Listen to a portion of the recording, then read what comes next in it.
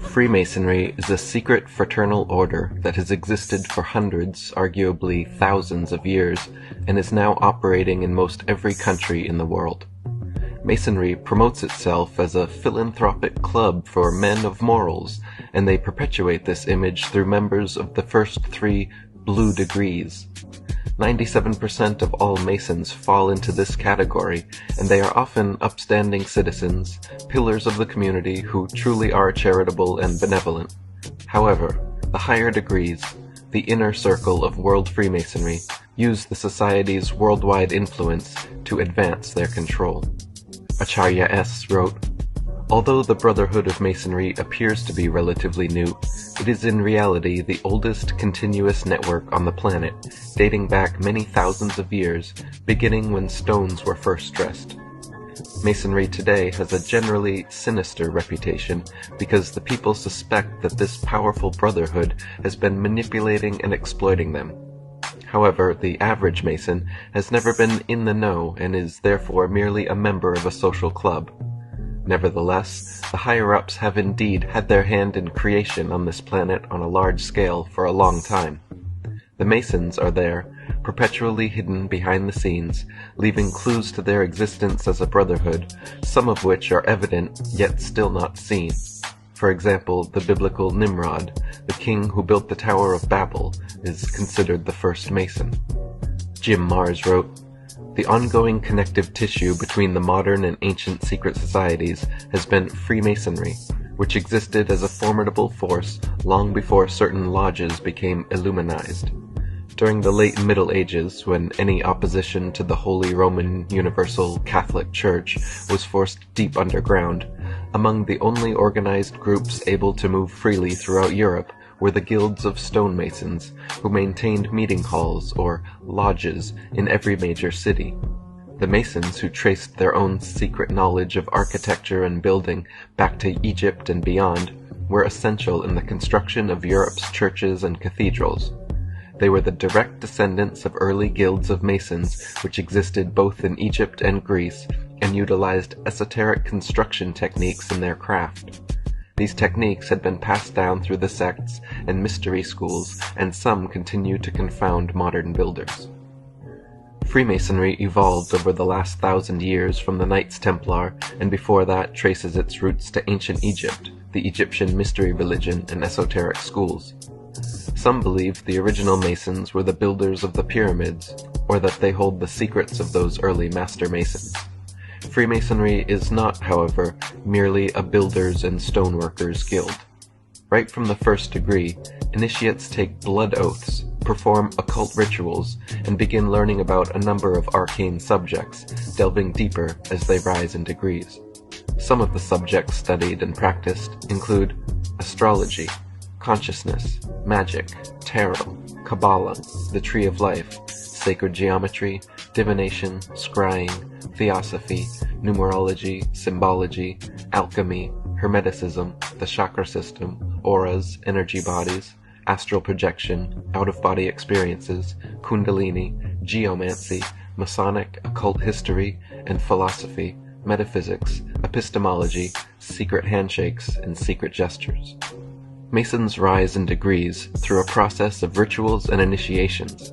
They read books like Machiavelli's The Prince and Albert Pike's Morals and Dogma, then write essays detailing whether they agree philosophically with people like Pike, Hegel, Machiavelli, and others. These essays are then sent to the headquarters of International Freemasonry and reviewed by top-level Masons. If the initiate agrees that the few should control the many and that secret society rule is virtuous, etc., then he is congratulated and promoted through higher degrees. If the initiate disagrees that the few should control the many and holds a genuinely moral position, then he is congratulated and promoted within his existing branch, never to rise above the blue degrees.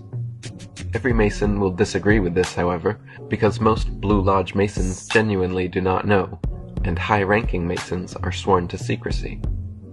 Commander of the Supreme Council of the 33rd Degree and Supreme Pontiff of Universal Freemasonry, Albert Pike, wrote in his Morals and Dogma, "The blue degrees are but the outer court or portico of the temple. Parts of the symbols are displayed there to the initiate, but he is intentionally misled by false interpretations. It is not intended that he shall understand them, but it is intended that he shall imagine that he understands them. Their true implication is reserved for the adepts, the princes of Masonry. 33rd degree Masonic historian Manly P. Hall wrote, "Freemasonry is a fraternity within a fraternity, an outer organization concealing an inner brotherhood of the elect. It is necessary to establish the existence of these two separate yet interdependent orders, the one visible and the other invisible. The visible society is a splendid camaraderie of free and accepted men enjoined to devote themselves to ethical, educational, fraternal, patriotic, and humanitarian concerns. The invisible society is a secret and most august fraternity whose members are dedicated to the service of a mysterious arcanum arcandrum, a sacred secret. Those brethren who have essayed to write the history of their craft have not included in their disquisitions, a formal discourse or treatise, the story of that truly secret inner society, which is to the body Freemasonic what the heart is to the body human. In each generation, only a few are accepted into the inner sanctuary of the work. The great initiate philosophers of Freemasonry are masters of that secret doctrine, which forms the invisible foundation of every great theological and rational institution. The process from a 1st to 33rd degree Freemason may take 10, 20, 30 or more years, but is not based on time. The way initiates rise degrees is through invitation by members of a higher degree. This is the nature of all secret societies. The only way to get ahead is by appeasing those ahead of you. It is through this bootlicking pyramid structure that the few bloodline elite at the top control the many at the bottom. Then, by issuing lords, knights, and vassals of various degrees along the way to do their bidding, the royals essentially control all facets of this worldwide brotherhood. Manly P. Hall wrote, "The initiated brother realizes that his so-called symbols and rituals are merely blinds fabricated by the wise to perpetuate ideas incomprehensible to the average individual.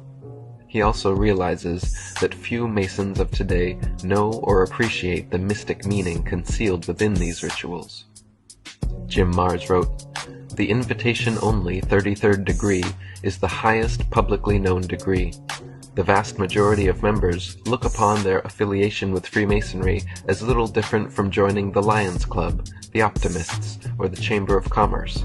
And from their standpoint, this is true. Even Masonic literature makes clear that only those initiates who progress beyond 33rd degree status are educated in the group's true goals and secrets. This hierarchy is readily admitted by Masonic authors. There has always existed an external, elementary, popular doctrine which has served for the institution of the masses who are insufficiently prepared for deeper teaching," wrote Mason Wilmshurst. There has been an interior, advanced doctrine, a more secret knowledge, which has been reserved for riper minds, and into which only proficient and properly prepared candidates who voluntarily sought to participate in it were initiated. The highest known formal degree of Masonry is the 33rd degree. This title has been held by many world leaders and important names in modern history. The following U.S. presidents were known to be Masons, many of them 33rd degree: Washington, Jefferson, Madison, Monroe, Jackson, Polk, Buchanan, Johnson, Garfield, McKinley, Roosevelt, Taft, Harding, Roosevelt, Truman, Ford, Carter, Reagan, Clinton, both Bushes, and Obama.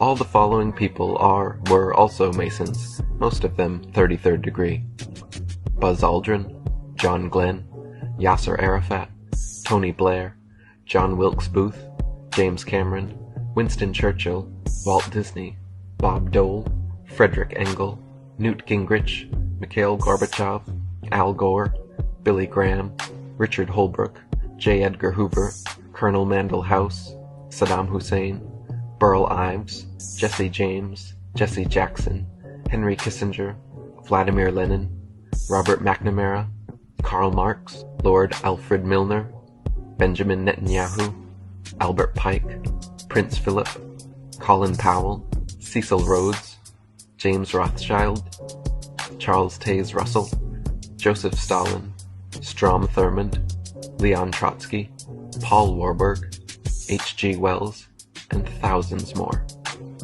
Tex Mars wrote, "When we examine the historical record of the world's most despicable mass murderers and revolutionaries, we find that almost all of them were members of Freemasonry and other secret societies of the Illuminati.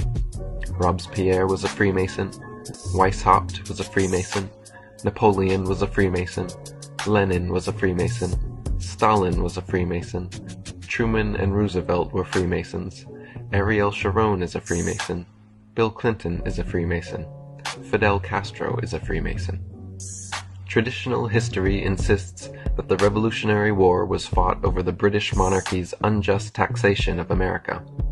While this is true on one level, it is also true that the leaders of the American Revolution, the signers of the Constitution and Declaration of Independence,